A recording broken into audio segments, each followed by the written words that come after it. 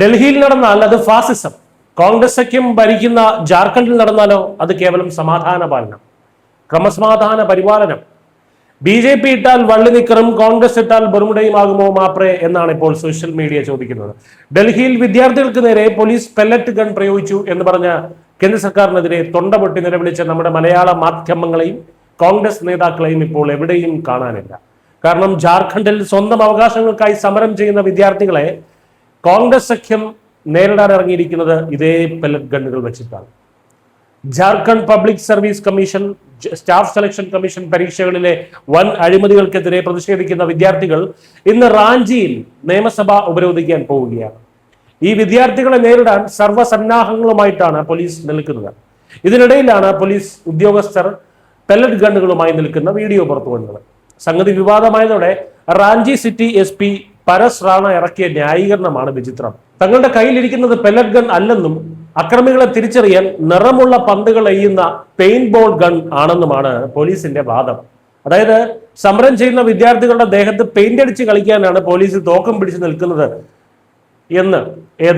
നിയമസഭ ഉപരോധിക്കാൻ വരുന്ന പിള്ളേരെ പെയിന്റ് അടിച്ച് കളിക്കാനാണ് പോലീസ് മാമന്മാർ അവിടെ വന്ന് നിൽക്കുന്നതെന്നാണ് ഈ ഏമാൻ പറയുന്നത്. അടിയന്തര സാഹചര്യത്തിൽ ഉപയോഗിക്കാൻ പെല്ലറ്റ് ഗണ്ണും കയ്യിലുണ്ടെന്ന് പോലീസ് വൃത്തങ്ങൾ തന്നെ സമ്മതിക്കുന്നുമുണ്ട്. എന്തിനാണ് ഈ വിദ്യാർത്ഥികൾ സമരം ചെയ്യുന്നത് എന്ന് കൂടി നമ്മൾ അറിയണം. യാതൊരു രാഷ്ട്രീയ പിൻബലവുമില്ലാത്ത ആയിരക്കണക്കിന് സാധാരണ വിദ്യാർത്ഥികളാണ് PSC പരീക്ഷാ തട്ടിപ്പുകൾക്കെതിരെ ജൂലൈ 25 മുതൽ റാഞ്ചിയിലെ സ്റ്റേഡിയത്തിൽ രാപ്പകൽ ഭേദമില്ലാതെ സമരം ചെയ്യുന്നത്. അതിൽ 5ഓളം വിദ്യാർത്ഥികൾ നടത്തുന്ന നിരാഹാര സമരം ഇപ്പോൾ 16ാം ദിവസത്തിലേക്ക് കടന്നിരിക്കുകയാണ്.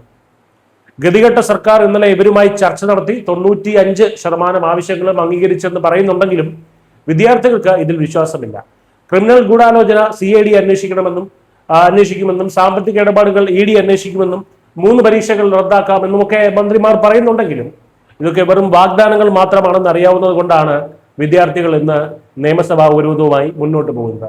ഇവിടെയാണ് നമ്മുടെ മാധ്യമങ്ങളുടെയും പ്രത്യേകിച്ച് മലയാള മാധ്യമങ്ങളുടെയും കോൺഗ്രസിന്റെയും ഒക്കെ ഇരട്ടത്താപ്പ് നമ്മൾ തിരിച്ചറിയേണ്ടത്. കഴിഞ്ഞ ജൂലൈ 20-ന് ഡൽഹിയിൽ സമരം ചെയ്ത വിദ്യാർത്ഥികൾക്ക് നേരെ സുരക്ഷാ സേന പെല്ലറ്റ് ഗൺ ഉപയോഗിച്ചു എന്ന് പറഞ്ഞ് എന്തൊക്കെ ബഹളങ്ങളായിരുന്നു നമ്മൾ കണ്ടതാണ്. ഇവിടെ മനുഷ്യാവകാശ പ്രവർത്തകരും മാധ്യമങ്ങളും കേന്ദ്ര സർക്കാരിനെതിരെ ഉറഞ്ഞു തുള്ളുകയായിരുന്നു. എന്നാൽ ഇന്നൊരു കോൺഗ്രസ് ഭരണത്തിന് കീഴിൽ പട്ടിണി കിടന്ന് സമരം ചെയ്യുന്ന വിദ്യാർത്ഥികൾക്ക് നേരെ പോലീസ് തോക്ക് ചൂണ്ടി നിൽക്കുമ്പോൾ ഒരുത്തനും മിണ്ടുന്നില്ല. പാറ്റയ്ക്കും വേണ്ട, പഴുതാരയ്ക്കും വേണ്ട, ഒരു വേട്ടാവളിയിലും വേണ്ട ജാർഖണ്ഡിലെ വിദ്യാർത്ഥികളെ. കേന്ദ്ര സർക്കാരിനെതിരെ സമരം ചെയ്താലേ ഇവിടെ വിദ്യാർത്ഥികൾക്ക് വിലയുള്ളൂ. പ്രതിപക്ഷം ഭരിക്കുന്ന സംസ്ഥാനത്താണ് സമരമെങ്കിൽ അവരെ വേണമെങ്കിൽ പോലീസിനെ ഉപയോഗിച്ച് അടിച്ചമർത്താം. അവർക്ക് നേരെ പെല്ലറ്റ് ഗൺ അടിച്ചിട്ട് അത് പെയിന്റ് ബോൾ അടിച്ച് കളിച്ചതാണെന്ന് പറഞ്ഞ് തടിയൂരാം. അങ്ങനെ എന്തും ചെയ്യാം. ആരും ചോദിക്കാനും വരില്ല, പറയാനും വരില്ല.